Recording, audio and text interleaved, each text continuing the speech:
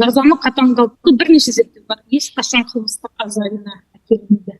Біз саналы түрде келуіміз керек. Мен мысалы қараңыз, мен түрмеден қорыққаннан бір адамды өлтірмеймін бе? Әлде мен ол адамның өмір құндылығын сыйлағаннан адам өлтіремін? Мен кедей болғандықтан ұрлық жасап ақтаймын ба өзімді Робин Гудпын деп? Әлде мен біреудің адал тапқан ақшасын ұрлауға менің арым, ұятым, тәрбием, мемлекетімдегі заңым жеткізбей ме?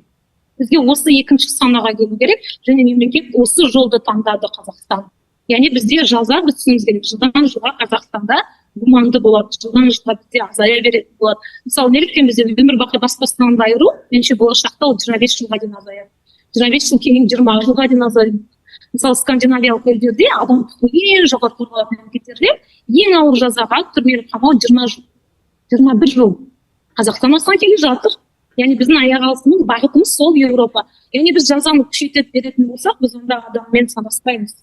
Демек, біз проблеманың қысқа мерзімді ғана жолына барып тұрмыз. Бірақ біз ұзақ мерзімде Қазақстан қайда болғысы келеді? Қазақстан дамыған мемлекеттердің қатарында болғысы келеді.